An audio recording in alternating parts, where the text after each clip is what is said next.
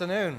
Thank you very much indeed for joining us here in the think tent for this event about UK drug reform. Is it time to rethink drug policy? My name is Christopher Snowdon. I'm head of lifestyle economics at the Institute of Economic Affairs. I'm very pleased to say we have an excellent expert panel to discuss this issue. You get debates here at the conference and elsewhere all the time about various aspects of drug reform, very often about cannabis legalization or drug decriminalization. There's all sorts of different arguments, pro and against. But one aspect which doesn't always get as much attention as perhaps it should do are the actual health benefits or potential health benefits of various substances that are currently prohibited. You may know, for example, that we had a big discussion over the last few years regarding the use of cannabis for the treatment of, for example, childhood epilepsy. It was then legalized, but it's actually still very difficult to actually get hold of it because NICE won't prescribe it. You'll be aware, I'm sure, that various countries, parts of America, have legalized cannabis, and there seems to be momentum now in Europe even now with Luxembourg, I think also Malta, looking to legalize it to various different degrees. We want to focus here particularly about those health benefits, those potential health benefits. I have next to me my colleague Matt Lesh, obviously from the IEA. He's the head of public policy with us. He regularly appears on television and radio, talking about all sorts of different issues. He's also a fellow of the Adam Smith Institute and an adjunct fellow of Australia's Institute of Public Affairs. He's a jolly good fellow. He's also worked for Australian politicians in digital communications and founded a mobile application development startup. I have to my other side Crispin Blunt, who's elected MP for Reigate in 1997, having formerly served as an army officer and subsequently special advisor in the MOD and FCO. In Parliament, Crispin was a shadow minister with briefs including trade, energy and science, security and counter-terrorism. Since 2010, he has served as both Minister for Prisons, Probation and Youth Justice and as Chair of Foreign Affairs Committee. In January 2019, Crispin set up and launched the Conservative Drug Policy Reform Group, whose objective is to promote evidence-based drug policy reform on the centre-right. He is the group's unremunerated chair. And last but by no means least, we have Tara Austin, who, funnily enough, collared me at an event last year at the Conservative conference. I was talking about vaping, and she came up to me yesterday, came up to me afterwards, and said, "Have you heard about the benefits of magic mushrooms?" And we got talking about that, and I remembered this conversation when I was told we're going to do an event around drug reform. I said, well, you must ask Tara. We're going to particularly talk about the benefits of psilocybin. So she's running the PAR campaign, which is a psilocybin access rights campaign. She started her career in brand strategy at some of the world's biggest advertising agencies, and she considers herself lucky to have been at the forefront of the revolution in applied behavioural science. So we're going to hear from each of our speakers for about 7 minutes, no more than 7 minutes, please. And then we'll come to some questions. So, Matt, if you could start us off by giving the classic libertarian case for legalization. Sure. Thank you very much, Chris, and thank you everyone for joining us today. I'm not sure if this microphone is. You'll need to take Chris's name. Oh, it is working. Oh, here we go. Okay, well, thank you very much, Chris, for that introduction and all of you for joining us here today. I mean, I think something like drug legalization is often very much instinctively shuddered at by conservatives as an approach. And I think it's so important to have these discussions and really drive down to some of the details and some of the arguments. And I'm looking forward to the discussion. I mean, I effectively want to, just in my opening remarks, focus on 3 key points. I'm going to talk a little bit about why I think the drug war has failed, why I think we can take a kind of more medical harm reduction approach in the first instance, but also even potentially a more radical liberalization approach should also be the ultimate aspiration when it comes to drug policy. So just starting with that idea, what has the war on drugs achieved? I mean, in the first instance, it hasn't stopped people from taking drugs. Now, you might be of the Peter Hitchens worldview that all you need to do is become a little bit more authoritarian to achieve that goal. All you need to do is just clamp down a little bit harder. Now, I can think of very limited cases where that has ever proven effective. I was discussing before we came in thinking about my my home country in Australia, Western Australia, managed to shut down their borders for a period of time, and they very excitedly found that reduced drug flows. But of course, that literally took families not being able to see each other, trade being shut down. There's no way to entirely stop the flow of drugs. So you can't achieve that as a goal. But what the drug war has done, on the other hand, though, is it has created a cycle of criminal behaviour and poverty for many, many people, funding drug gangs and putting people into very uncomfortable situations. It's meant that we have dangerous substances that are completely unregulated and often more potent than they could otherwise potentially be. There's obviously a bit of a gateway effect here where people are not necessarily inevitably, but often pushed into harder drugs. There's the question of child exploitation as teenagers are involved in gangs for the purposes of drugs. And then, of course, that just stimulates broader criminal behavior. So I think that is the kind of broad case where you have to look at it and say, what is the war on drugs achieving? If you then look at what is the potential alternative. So I think the first alternative that's talked about quite a lot is this idea of harm reduction. So we obviously know that we've got some of the highest levels of drug deaths in England and Wales. Scotland has some of the highest level of drug deaths in Europe. There's obviously an immediate need for people who are suffering to provide them support. And there are ways that we know that we can do this. It's not something like outside of policy control. Something I looked into at the Adam Smith Institute was this idea of drug consumption rooms, which have been used all over the world, provide people who are quite frankly going to use drugs and potentially going to do so dangerously. If you take that activity and you move it to a controlled environment where they can get support, where particularly if in the case of overdosing, but also get broader medical support, you tend to basically save lives. It's an effective tool to save lives, but something that's kind of been quite difficult to do in the UK under the existing law, existing regulations. And on top of that, if we think about kind of a harm reduction or medical use, we've got the case of medical cannabis, which is, of course, legal in the UK, as Chris has pointed out, but very lacking in availability. And I think that's a classic regulatory problem here, where you've got a whole bunch of different things coming together with the way we've decided to regulate medical cannabis to make it pretty much inaccessible on the NHS and pushing people into a far more expensive private market because of all that regulatory cost. But I think you probably want to go even a little bit further when you're talking about drug legalization. I think the UK in some respects has fallen behind. I mean, it seems really all over the world, the idea of, at the very least, for something like cannabis, keeping that illegal is no longer the central policy debate. We've seen legalizations in places like Canada, Mexico, Thailand, classically the Netherlands. Across 19 US states have legalized cannabis. A further 12 have decriminalized it. And of course, there's dozens of other countries with a similar story. Now, this has not led to an apocalyptic outcome. There are not terrible medical consequences of legalizing cannabis. It's been legal in all sorts of different places for a very long period of time. It is arguably less dangerous than alcohol as a comparison point, and certainly from a criminal standpoint, it's something that you don't necessarily want to be in criminal gangs. Additionally, and as Chris has made the argument previously, there could even be a bit of a financial benefit from legalizing cannabis and having that industry. If you want to grow the economy, if you want more tax revenue, Chris estimated something like £1 billion could be the general benefit to the Treasury of legalizing cannabis. Perhaps as libertarians, sometimes we perhaps shouldn't care too much about benefits to the Treasury, but I think it's still quite a powerful argument in itself. I don't think as we get onto that, we have to think about how we would legalize it and liberalize it. And it would be very important if a future government does go ahead with legalizing cannabis, for example, that they do it in such a way that does focus on market forces. Because there's always a bit of a risk that if you say we're going to legalize cannabis, but we're going to tax it so much and make it practically inaccessible, you're still going to have a criminal trade in the product. So you've got to think about things like advertising. To what extent are we going to allow people to advertise cannabis if it's legal? To what extent is the tax is going to be at the right level as to not lead people back into the criminal trade?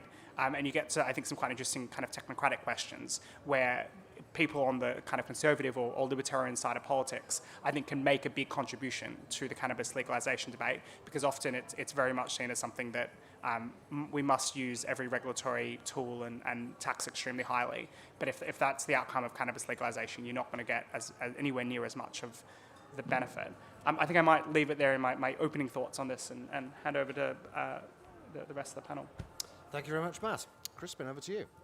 Chris, thank you very much indeed. And thank you very much, everyone, for coming to this session to show some interest in what I think is very possibly the one of the most important policy issues that politicians have made considerably worse over the last 50 or 60 years around the world. And so I just want to open by giving you a little insight into my journey on this issue, and hope that I can take you with me on that journey and with you in my learning about this over the last decade or so, and the reasons why I'm now really focusing on this issue above anything else in my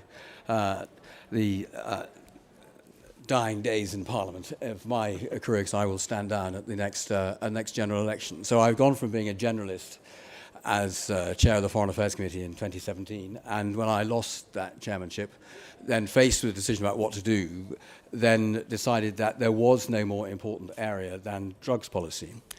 And my journey on that really began when I was appointed Prisons Minister by David Cameron in 2010. And I was appointed Prisons Minister without the benefit of what David Cameron called a normal university experience. So illegal drugs was a subject on which I knew almost nothing. And I, in the course of my time, made 77 visits to different prisons around the United Kingdom, and came face to face with the reality about the almost impossibility of keeping drugs out of our prisons, and then seeing the appalling toll that and burden that drugs policy was then placing on the criminal justice system. Over half the people in prison were there in some way or other associated with drug use. And the saddest thing I saw in prison would be the queue of emaciated men queuing up to get their replacement methadone treatment from the nurse, having the pill placed under their tongue to make sure they didn't go back onto the wing and trade it. And knowing that most of those men would have been in jail for offences of criminal acquisition, burglary, theft, mugging, shoplifting, and the rest, repeated and repeated until there was almost no alternative but to imprison those people, and knowing that we were then going to send them back out onto the streets, probably with 49 quid resettlement money in their pocket on a Friday afternoon, and knowing that the first person they were going to see almost certainly was their dealer. And we were in a cycle which we were, frankly, unable to break. And I examined all sorts of ways of more interesting ways of inspecting people's bodies on their journey into prison to try and prevent the drugs getting in there. We've had Liz Truss, who was the Justice Secretary after I served under Ken Clarke, about intercepting drones, delivering drugs into prison, and the most enormous difficulty of policing this. And then gradually the penny began to drop with me that this was the departure point for this policy was simply the fact that politicians had taken the morally safe position of drugs are bad, they are banned. And that simplicity and the moral authority that politicians could take on their high moral mountain in that position, we then ignored the utterly appalling consequences of that as a policy in practice. And it's global. The Americans drove the world into this position in 1961 in a UN convention, despite the fact that the Americans had had the experience of prohibition of alcohol, which is a drug. And the consequences of that prohibition in practice were utterly catastrophic for American society. And the answer then was to prohibit everything else and get the world to prohibit it with them. And we've now had 50 or 60 years of that policy in practice globally. And what we failed to notice as the pot has got warmer and warmer is and it may be simply the fact that it's just year by year around the world, the actual consequences of that in policy. And I think I would like to reduce it to this little exchange with one of my former parliamentary colleagues in the tea room, who, seeing that I had set up an interest in drug policy reform, turned to me and said, "You're the drug dealer's friend." And I turned around to her and said, "No, I am going to put them out of business. And it is a consequence of our policy that we have created this massive criminal industry. In the United Kingdom, the drugs business is worth about £20 billion a year, and it's a big cash business. And it's highly efficient. You can get cocaine in London quicker than you get a pizza. And so we have a model where we have taken those members of society who are least able to engage successfully with normal society, and we've handed them a £20 billion a year business, and guess what? That is their route to success in those communities. And guess what? Where's the knife crime coming from in London? What's it about? It's about protecting and owning the market for illegal drugs. And when you reduce the motivation for this policy down to the fact that we ought simply to ban these things and just enforce it ever more with ever more enthusiasm and ever longer sentences, Matthew, I was interested in the single example you might have offered about where a more authoritarian approach has worked. It doesn't. There is nothing we can do about humanity's desire to make itself feel better. It would just be more intelligent, probably, to try and manage that process in a way where you are enabling people to make informed decisions, to understand the risk, and not then driving them to become part of the illegal criminal supply chain, putting them outside of society and the rest. And in its simplest statistical sense, the Americans drove the world into the American system of prohibition in the course of the 1960s. And in 1971, we abandoned the British system of our approach to drugs. And in 1971, until then, if you had a drug habit, a heroin habit, you could go to your doctor and you could get a prescription. In 1971, that stopped. And we went from 1,049 registered heroin addicts in the UK, probably about 10,000 heroin users overall, over the course of the next 20 years to 350,000. Now, as an example of policy catastrophe, I can think of almost nothing better in headline terms. And why did that happen? Because once you could no longer get a prescription for your addiction, you then have to find the money for it. And you have to find the source for it, which is bound to be criminal. What's the easiest way of funding your habit? Find 4 or 5 people to shoot up with. What do? They go and find 4 or 5 people to shoot up with. And if you are if you have a heroin addiction, then the next most important thing in your life is getting that next hit. And your entire life then gradually becomes about managing this. And so if you do not have access reliably to clean heroin in order to manage your habit, and if you do, you can manage your life, you can hold down your job, look after your family, maintain your home, then you will be totally focused on those 4 or 5 people who are going to shoot up with, who are going to provide the resources for you to pay for your heroin. And they do the same. And what we did was we created the most motivated pyramid sales force in history. And so that is why we went from 10,000 heroin users to 350,000 over the course of 20 years. And all those people then became allied to the criminal supply chain. They became part of this huge industry that is worth £20 billion a year. And it's at that point that the penny began to drop with me, is there ought to be a more intelligent way of addressing this.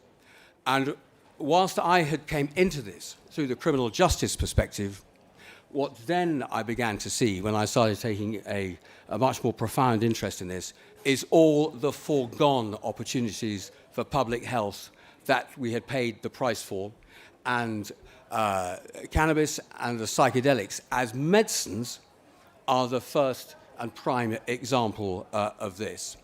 And we have made a small amount of stuttering progress towards cannabis as a medicine, with I think 3 prescriptions on the NHS in the last 3 years. But there is now quite a substantial private sector cannabis industry with medicine with cannabis. But we are now, though, on the verge, I think, of a big step change in mental health treatment.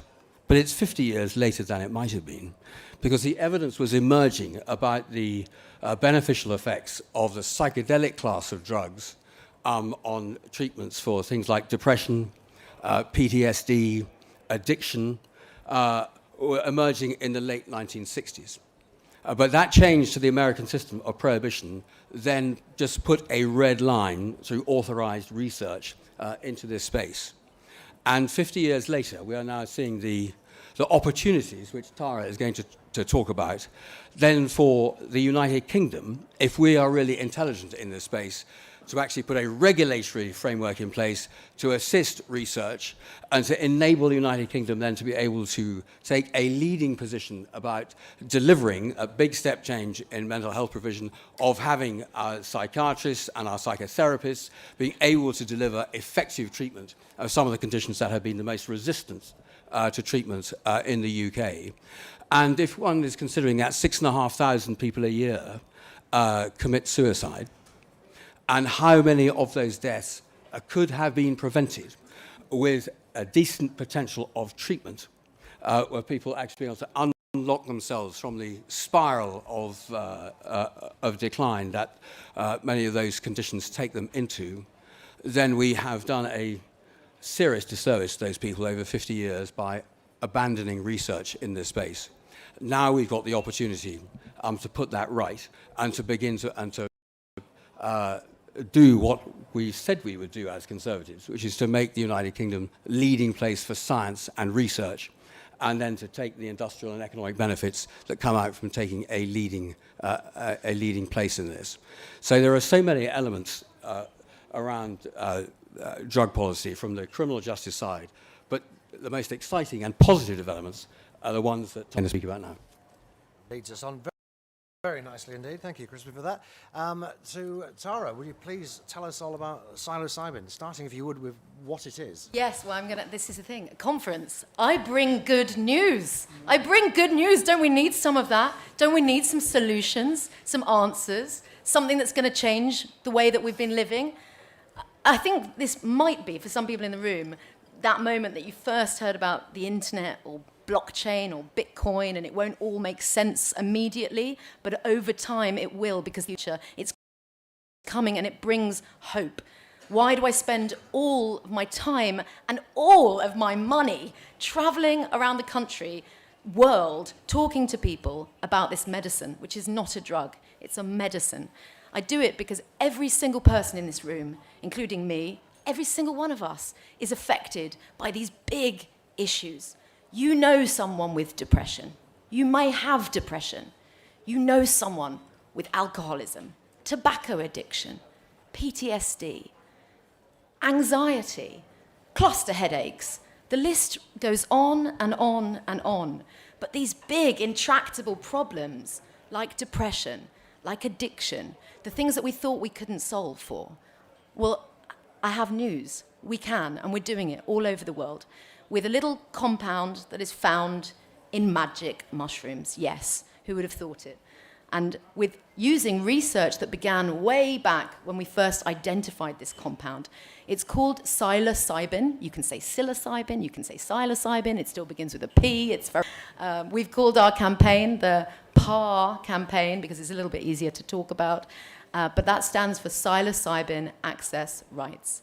It's the compound in magic mushrooms that allows people to break with their pattern, their maladaptive pattern of thought. Because now that we have these amazing whizzy fMRI machines and we can look inside the brain and we can see what's going on, we're starting to understand that a lot of these conditions are driven by the same underlying mechanisms. It makes sense, doesn't it? You get stuck ruminating on a particular kind of thought, a pattern of thought. Sometimes people say that with psilocybin, if you're going down the mountain on skis in the rut, and that rut, depending on what your condition is, might be, I want a fag, I want a fag, I want to drink, I want to drink. Nobody likes me, I'm no good. These things that maybe you've believed for a very long time, or these behaviors, these patterns of behavior, what's happened is this pattern of thought has got stuck in something the scientists at Imperial and elsewhere like to call the default mode network. This is your kind of resting brain state. It's the brain that's thinking when you're not really thinking about anything at all. And it's very easy to get a bit of maladaptive thought in there, something that doesn't serve you very well, and to become ruminating on that negative thought, to keep going down the mountain in the same rut. Psilocybin, in one high-dose experience, is a fresh layer of snow. Ski down the mountain how you like. Live how you like. You're not chained to that cigarette, that drink, that thought about yourself that's maybe going to lead to your own death. Because as Crispin says, it's something like 18 people every day in the UK that kill themselves. And you know, a lot of those people, military veterans, veterans that have PTSD, veterans, people that we, at the moment, put on the heap. And we say, there's nothing that can be done for these poor, traumatized people. Well, I bring news, and the Americans are doing this. And if anyone wants to believe that this is not a conservative policy area to go down this path, I'd tell them to look at Texas. Look at what Texas is doing for their veterans. Because the ex-governor of very Republican Texas, Rick Perry, has forced through a bill with a couple of $1 million behind it, specifically to use psilocybin to treat veterans with PTSD. Why? Because he's seen it work. He's seen young men who are desperate, suicidal, riddled with addictions, who are genuinely very traumatized, who have brain injuries, who are shook, who cannot live their lives, whose children and families are destroyed by what's happened to them in the trauma that they've been through. And he's seen these young men go away for one high-dose experience in a retreat run by an organization like Heroic Hearts, which is trying to get charity status here in the UK, but is a US charity. He's seen them come back no longer clinically diagnosed with PTSD. I bet there's someone in your life that you can think about that has post-traumatic stress disorder. Somebody that is traumatized and somebody that is triggered easily or can't really live a normal life because of what's happened to them. We have the medicine. The medicine exists. And all around the world, people are investing in it. We are slow on the uptake here. But the Americans who inflicted the drug war on us in the first place, well, they've caught up now. Oregon has, in 2020, Oregon voted to set up a statewide healthcare system dedicated to the use of psilocybin. Psilocybin comes from magic mushrooms. No one can patent it, by the way. Otherwise, I might have some drug companies up here telling you what a good idea this is.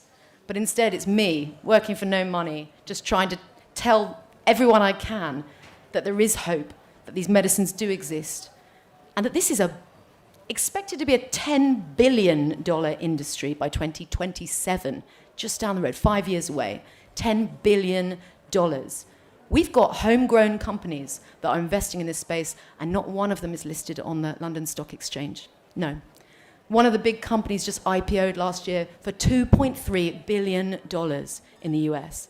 This is not niche, this is not drugs, this is medicine, and yet in the UK it is absolutely denied to us by law. And I'm not talking about the classification, I'm talking about the scheduling.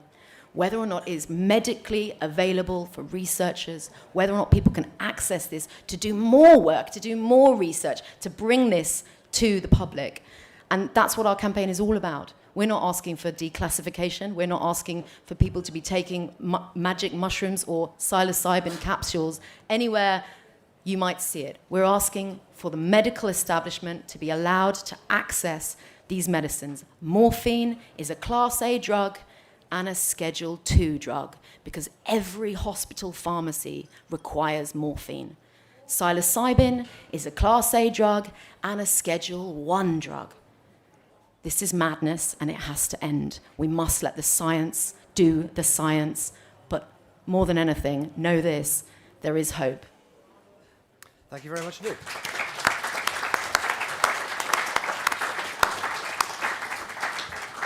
Thank you. Now, I gather that somewhere in the conference, immediately before this session, was a panel discussion about whether cannabis should be raised to being a Class A drug. You will have noticed that in this particular session, everybody has a rather more liberalizing approach to it. We haven't got anybody making the prohibitionist case, but if you would like to do so yourself, please unleash your inner Peter Hitchens in a few minutes. When I'm asked just wait, because I've got a couple of questions of my own, just so we can define exactly what's being proposed here. I wonder if I could just go down the line, the same order that speakers spoke the first time, and as briefly as you can, don't go into details, but just tell us essentially what you think the ideal, the optimal regulatory regime is, whether it's just a case of taking drugs that seem to have proven health benefits or psychological benefits and allowing the NHS to prescribe them, or are we talking about putting drugs out there and you can buy them in shops so long as you're 18 years old? And if so, what drugs are we talking about? Are we just talking about cannabis and magic mushrooms, or are we including crack cocaine and methamphetamine? And can you assure us that your system would not lead to half the country being permanently off their heads and the decline of society? Matt? Big question, good question. I mean, in a sense, I think at a first principle level, we can pretty much depend on a harm principle type approach here, which is to say, if activity is largely self-regarding, it doesn't cause harm to others, by default, it shouldn't be prevented. And something like cannabis, I think, absolutely ticks that box. I think it should be accessible to people. I mean, all the Psilocybin campaigns currently asking for is for greater ability to research it by rescheduling it in the legal system. Then I suppose the next request is to medical access. I mean, I think ultimately, though, it's something that could benefit a lot of people, even people who are healthy, in some kind of treatment. So I'd like to see certainly cannabis and psilocybin pretty much accessible to anyone who wants it at any time, because I just don't see the harm in it being legal, and I see a lot of harm in the kind of criminal activity that's encouraged at the moment. When it comes to something like crack cocaine and heroin, etc., I mean, I think it's quite clear that we still don't want to leave those in criminal gangs, and if we can probably take those to the medical stage, maybe not complete legalization and access on every street corner or corner shop, but at the very least, far more accessible and far more liberal an approach than we have today. Thank you. And can you assure us this is not going to lead to the decline of Western civilization? Well, I mean, we've had drugs around on our streets, and as Crispin said, hugely expanded in access, and it hasn't yet led to the decline. Although maybe some will disagree with me. Maybe the Western civilization's already over and already declined. I mean, just look at places where cannabis is legal. It's been legal in decriminalised, at least in Portugal, for decades. Been legal in Amsterdam. It's now legal in dozens of US states. It hasn't led to the downfall of humanity. The amount of people who use cannabis kind of only marginally really changes, because it's more or less accessible at the moment anyway. 1/3 of Brits have used drugs at some point in their life. Like, it doesn't seem like this is an issue that is going to lead to the end of humanity as we know it. Thank you. Crispin, what's your ideal situation? I don't think there are. You wanted to think about this in three different models, really, of perhaps drug oversight available to us. Two are free market models. There's one where you can go buy whatever the heck you like at Tesco with no restrictions on age or anything else as to who might be able to buy it. And that would be one free market model. And it's probably fairly straightforward to see the inevitable problems there would be with that. But we now have currently the criminal supply chain free market model, where, having prohibited all these drugs, we've then got a criminal supply chain that is highly efficient, that in many countries is so wealthy that it is a threat to the governance of those countries itself, because they've got so much money that governors, politicians, policemen, judges can easily be bought. And if one examines countries like Albania or Mexico or Colombia, who've had then to put really their governments have been or are teetering on the brink of being subverted by this criminal industry. and it's highly efficient at getting the supply to people. Or you could go for what I might say as the middle way, which is the parallel would be with the alcohol industry. Alcohol is a drug. The Americans experimented with prohibition, and it was a disaster, and they came back from it. And alcohol now is a drug that is regulated and licensed. Your business is at risk if you are licensed to sell alcohol to the public and you sell it to someone who is 18, because you won't know whether the person coming is from trading standards. Then you've got a reputation for selling it to children, that you may be initiating a process that is going to end your business and end your livelihood. You've got businesses in the United Kingdom, distilleries, breweries, vineyards, who are enormously proud of the product and the quality that they are producing. And you've got 90% of people who use alcohol in the UK who are entirely non-problematic users of alcohol and get, as Winston Churchill put it, much more out of alcohol than alcohol gets out of them. However, you do have, this is where alcohol is pretty much in the same pattern as any other drug. You've got about 10% of alcohol users who get themselves into trouble with it. The difficulty for us, it's why it's on such a scale, is so many people use alcohol that there is an enormous number of people who do get into bother with alcohol. Well, we place a fiscal charge on alcohol sales. So there is a significant amount of resources that can be devoted to helping people who get into a mess with alcohol and put them back on the path to rehabilitation and taking control back of their own lives. And of course, what we understand from the rehabilitation industry is that most of the time, people who are making choices about getting into trouble are using the drug of their choice, normally alcohol in our society because it's legal, in order to treat some other pain in their lives. And it's that issue that when people get into rehabilitation that people are trying to engage with. What are the reasons why people are misusing the substance involved? There are obviously the issues about the physical addiction of a substance and the rest, and patterns of behavior that have to be broken before you can begin then to engage with those issues. But we have the resources, should we choose to use them, for a decent rehabilitation service to then help people who get into a mess with alcohol. Would it be better to go back to prohibition of alcohol? I don't think so, because of what would then happen given our ongoing demand for alcohol. And so I don't think anyone sensible would remotely for a minute suggest that. But it might at least be worth thinking about the reverse, about taking these drugs that we have prohibited and trying to enable the state to take a decent level of control of the supply and to regulate the supply of these things into our society. And the regulations will be different for each drug depending on the danger that that drug presented to our society. But I think that would be a better way of engaging with it. And we need a better policy-making way of engaging with this, because at the moment this is an entirely Home Office lead area of policy, and the Home Office is there to defend our country and to prevent people getting in who shouldn't be getting in and to defend ourselves from drugs and the rest, and only think about this with really that priority at the front of their minds. But there is an economic question here. There are business questions here. There are environmental questions here. And those three departments, the Treasury, the Environment, and Business, are not even around the table today in the Joint Committee on Drug Policy, which is chaired by the Home Office.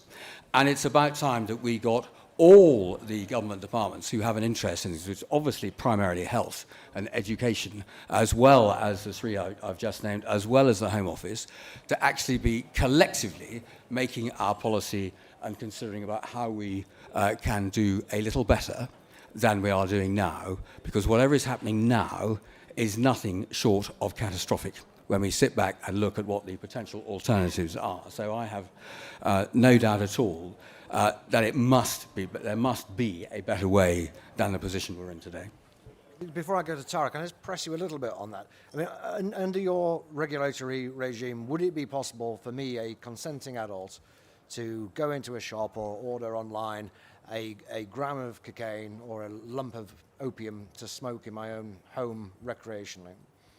That would be for the regulations and the license conditions that the state should then apply around that particular drug. And as it might be that you would, say, allow people access to heroin, legal access to heroin, but you would insist they take it under medical supervision in a particular facility, so that you can ensure that the stuff they are taking is actually heroin and hasn't been adulterated with other things that are then going to poison them in the process. You could insist that they pay a charge over and above the cost of the heroin itself in order to pay for it, to provide those facilities. And you could then try and make sure that they are not part of a community. But what you will know is that they are not stealing and spending their entire point of every day trying to find the money for the next hit. Which is why towns like Middlesbrough and Teesside, in the centre of those towns where we have the worst drug death rate in England, are such challenged places. So you could do those set of regulations with heroin. You might put a different set of regulations around cocaine. But you would, what you would want to avoid is the opportunity simply to go to Tesco and buy what you like, because it would then be, you wouldn't have applied any license or regulatory conditions around it. And how tough you make the license and regulatory conditions should depend on the danger that drug presents to society. And if you can ensure that you put the criminal supply chain out of business, which ought to be, in that sense, the number one priority, you've then got control of the supply so people can understand what they are doing to themselves, the risks they are running, and be forced to take responsibility for what they do to others. And if you can get to that place, I think our whole society would be in an infinitely better place than it is today. Thank you. And Tara, clearly you think that psilocybin should be available to doctors to prescribe on the NHS. Is that all you're asking for, or would you like to go further? We are asking for the rescheduling of psilocybin, and we have a government petition. We've just hit 10,000 signatures. We only launched last month, and we've already got that many from all across the UK. This is not some sort of weird urban thing. Everyone wants and needs these medicines. So that is what we are asking for. I do think, though, that my day job is in behavioural science. I spend all my time talking about the brain. Psilocybin is a psychoactive. Alcohol is a psychoactive. I should say the psilocybin is not addictive. It is not addictive. I could give you the same dose of psilocybin, and by, as I understand it, day 4, it would have no effect on you whatsoever. The body builds almost immediate tolerance to this substance. So it's not only not addictive, it addresses addiction, tobacco, alcohol, psychoactives that are extremely damaging to our society. I do think it's amazing that we let young people go out into the world and drink themselves to death. We don't tell them anything about what alcohol does to the brain. Do you know that it's a GABA agonist? Do you know that? That's what alcohol is, that's what it does, how it works, what it does to your physiology. Unless you've read up on all this stuff, you've never been told it. You weren't told at school. You weren't ever licensed. We ask all of our premises to be licensed, but we don't license individuals, and yet we allow them to go out to be drunk, disorderly, abusive, to beat their friends and family, and then go back to the pub the next day. I think we're living in a world in which we have no evidence base that is driving these kinds of decisions about our psychoactives. And the one thing I just cannot bear is the hypocrisy of this situation, the way that we treat alcohol. And I will be the first at the bar later. This is not to say I don't enjoy it. I absolutely do. I mean, I think we all like to change our state. It's part of the human condition. We enjoy that. Whether it's climbing up mountains or having a drink in the bar or going on stage and terrifying yourself. We like to do things that change the norm. That's part of the human condition. And so I think the best thing that we can do for one another is try and regulate that, control that, license that, educate one another and destroy, where relevant, the demand, not the supply. The supply is not the problem. The problem is the demand. And hopefully, in a future world, there won't be very much demand for some of the really, really damaging drugs out there, because there is no addict you have ever come across that is not traumatized. Not one of them. And we now have the medicine that can help them with that trauma. So the future is very bright as far as I see it. So just to press you, Sarah, you're not asking for very much, really. I'm asking for nothing. I'm asking for science. It's mad that I even have to be here at all. But you're a full-on prohibitionist when it comes to the rest of the stuff. You don't think we should legalise Not cannabis? at all. Not at all. I'm not at all a prohibitionist. You'd put me on the libertarian spectrum, I suspect. I mean, one interesting thing to consider is the Canadian situation. So in Canada, they have a special access program in which people who are dying, have got terminal illness. Imagine your doctor has just told you that you are going to die in the next 6 months, a year. I saw what that did to my own stepmother. It's crushing. Can you imagine waking up in the middle of the night, searching for some kind of answer, for some kind of way out, not knowing what your family are going to do? The terror of that crushes people. And in Canada, they let those people access psilocybin legally, professionally, with therapists, with a doctor. They let them do that because are you really going to control someone's cognitive liberty? And you know what? It gives them their lives back. The last few months that they have of their lives, it gives them peace with their death. These medicines are powerful healers, and we need to bring this to our society. But to your point, would I stop anyone from doing what they want to do with their body? That's a hard question. Would I want to regulate, understand, give them all the education? Absolutely. Okay, great. Right, just about ready to come to questions. Before we do, I'd like to gauge the temperature in the room. It's hot. The political temperature. By a wave show of hands, who agrees with Tara that psilocybin, from what you've heard of it already, should be prescribed by the NHS? I think Come that's on. A pretty solid Every single one of majority. you. You're Few very more. persuasive. And who agrees with me that I should be able to buy an ounce of opium to smoke in an opium bar? Better than I expected, but not a majority. Okay, let's go to questions. Gentleman in the back. Can we get a microphone out? Right behind you. Hi. I've actually sold heroin and cocaine. Okay, heroin is diamorphine, which is very good for terminally ill patients, and cocaine hydrochloride is used for nose and eye surgery. Okay, so I work for the pharmaceutical industry. Okay? As far as psilocybin is concerned, okay, if you can prescribe these two drugs, it's just a question of decent clinical trials, I'm sure. And whilst the pharmaceutical industry won't be able to license it, to patent it, it will be able to brand it. Okay, Yes. so there is an incentive there.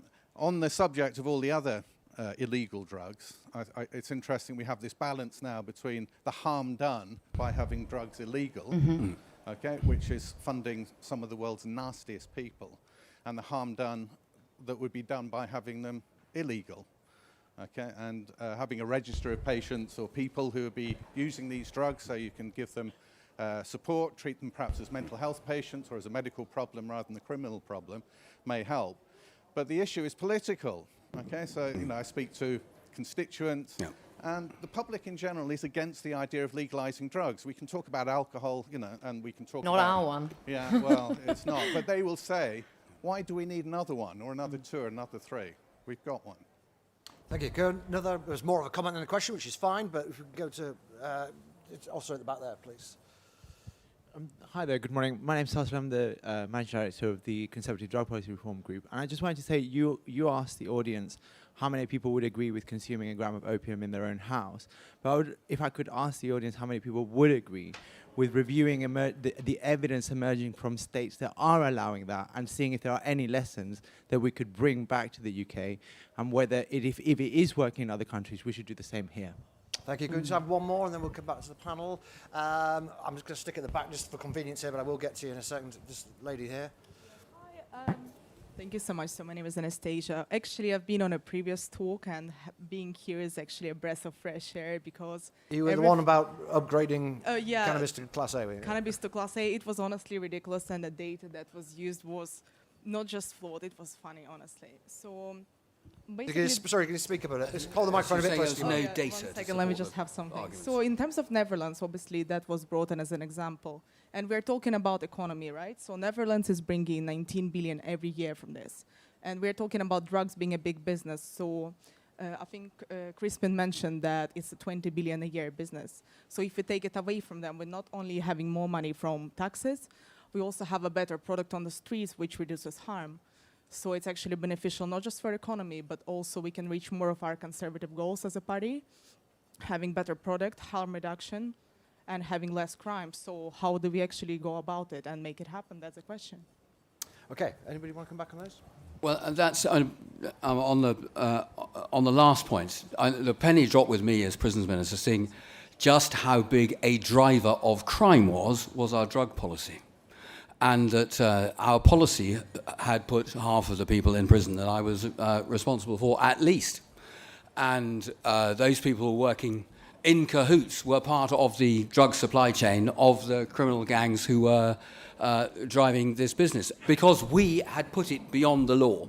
And so, and then we were surprised that it was those most disengaged parts of our society who used the easy access to this money then to be able to get a return and status, thus multiplying the problems of engagement in our society and presenting the police with this enormous challenge of how to police this. And you've got the former Chief Constable of Durham, who was the leading operational officer in terms of how to police this drugs problem that we give the police a challenge to, simply make clear you cannot arrest your way out of the drugs problem.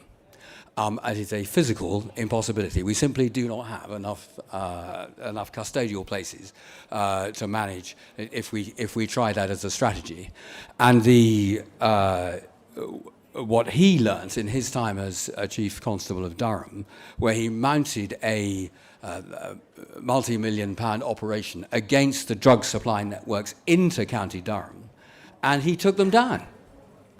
And those supply networks were replaced within 6 hours. 6 hours. That is how fast the criminal supply chain was able to move when presented with a vacuum to take it over. And what the police understand operationally is that perhaps the worst thing they can do is achieve success in that kind of way, because what they then do is create that vacuum which will then be fought over by other criminal supply chains coming in. And this is not just a national question. This is a multinational question because of the size of the business. And perhaps the most desperate example as to of policy failure is in Mexico, where 30,000 people a year are killed in Mexico in the war between the drug gangs supplying into the United States to own that supply chain. And why are they fighting and killing to own it? Because that is the only way they can defend their business, because we have put them outside the law.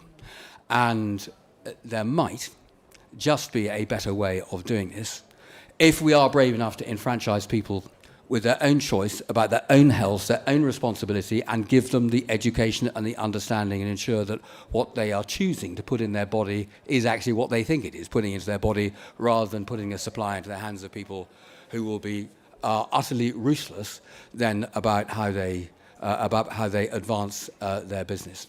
They're not only ruthless, they're highly effective as well, because in the end it is a business, and at that size it's being driven by all the normal disciplines of running a business, just one that is outside the law. More questions?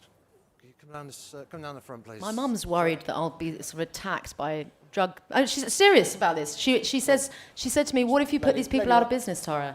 Like, what if you put them out of business? Does that make you a target?" That's how awful that whole situation is. It's madness. Should be on already. Go ahead. Yeah, hi, Katarina Lusk. I want to make a comment and turn it into a question. I think the problem with the more liberal approach towards drugs for the Conservative Party is that most of our voters, I think it's about a generational divide, because most of our voters tend to be older. So say my generation, even though I'm not that young, we were already familiar with drugs because they were much more widely available when I was young than for people, say, 60 plus. And so how do you make the older people who have never had any experience with drugs, who have real fear, you know, okay, if you start using drugs, you'll end up on the street or whatever, which is not the case for most people, let's face it, yeah? Because, say, 1 in 3 young people nowadays have got experience with drugs, use drugs, and they don't end up on the streets. But, you know, there's this fear and this complete lack of experience and attitude of the older generation. So the political argument would be very difficult to put forward and gain votes of these people despite. Well, as the politician on the panel, let me take the question. We've got to take the fear out of the discussion about this issue, out of it, because if it is simply dealt with as that headline, and we don't go beyond drugs are bad, they are banned, and then we turn our eyes away from the consequences of that as a policy, which are truly catastrophic, and we don't engage with the detail, then we're frankly unfit for office. We should be being prepared to accept that this issue is complicated and complex, and the relationship between medicines that we've not been able to have the opportunity of having or research for 50 years as a consequence of that simplicity of policy is one that only became clear to me when I started taking an interest in this space. Even in the end, those things are linked. And we need to be capable of having a conversation around the use of drugs in our society, and to try and find a way where the counterintuitive thing of actually, if you people know they have a route, if they're utterly determined to get a particular drug, that there is a route then to getting it, they might then start asking questions about why they're using it and how they're using it and the rest, if the state is prescribing sensible conditions to it. That will then make them more educated consumers of any drug, including alcohol. Why people smoke completely escapes me. Why you think combusting something in your lungs is an intelligent thing to do of the most addictive substance known, although it's not terribly harmful. We've only got about 3 minutes left. I want to get just a few more comments and questions very briefly. Let's treat it with the sophistication it deserves. And then we'll come back to the panel for very brief closing remarks. Hi, my name's Joe Brunwyn. I'm from the MS Society. So there are 130,000 people in the UK with multiple sclerosis, and our medical advisors estimate that around 1 in 10 of those people have symptoms that can be alleviated through taking medicinal cannabis. I often think about a conversation that I had a couple of years ago with a gentleman in our community, and he tells me that every morning he wakes up and it feels as though he has, his legs are both being inflated immediately, and the only way to alleviate that is through smoking cannabis. So my question to the panel is, what blockers, or what are the main blockers do you think are there for a more progressive... We've got 50,000 people growing their own medicine. I mean, it's just madness. And all those people are then vulnerable to 14-year prison sentences and the rest. There surely has got to be a better place than where we got to, where we've got people growing their own medicine at risk to their liberty, and then being a most appalling distraction for the police. And to have, I think we've got a couple of PCCs in the front row here. I mean, the saddest thing for police to go and raid someone who is treating their own MS with the medicine that they are growing, and seize their medicine and take it away. And you've got police officers weeping whilst they're taking someone into custody for questioning, who's been treating themselves with absolutely no harm to society whatsoever. We've got cluster headache sufferers who say that a small piece of psilocybin mushroom is the only thing that will prevent what they call suicide headaches, one of the worst pains known to man, like having an ice pick in your eye. And whilst we are not right now advocating for anything other than the rescheduling of psilocybin, would you want to deny someone that medicine, whether it's cannabis to help you walk and deal with your MS, or it's psilocybin mushrooms that grow out of the ground or on top of people's wardrobes, and it's currently completely unregulated? We're up against the clock. This will have to be the last question, please, sir, and then we'll finish off. Yeah, so... Yep. So, just so as I'm clear, I was on the panel earlier, Aha. and the depiction actually should be more nuanced. Because the panel talked about the From Harm to Hope 10-year drug strategy. So it talked about, yes, tough enforcement, but it also talked about effective treatment to abstinence, and it also talked about, most importantly, impactful prevention. So actually educating our young people to make certain they do not take harmful substances in the first place. Now, what I'm finding disappointing, and I will come to a question, is that this panel very clearly said it would talk about the health benefits of cannabis. I do not see a professor here of medicine in any category advocating cannabis. Now, my background is the pharmaceutical industry. I looked at cannabis in the 1990s as a potential medicine. Where is the large, multi-center, double-blind clinical study over years to show that it works? And you say that cannabis is safe and should be put in the water? I think you need to look at the psychosis epidemic happening in the States. I think you need to look at the birth defects, which they're saying are linked to cannabis. The cancer that they're saying is linked to cannabis. So I think we have to be a lot more, we can't just say it's safe the way you have done. We have to actually have a sensible, grown-up discussion based on evidence. Give me that study, and I'll sit there with you. But that study doesn't exist, and the harm's going the other way. And the point being is the reason it doesn't exist is it's been made impossible.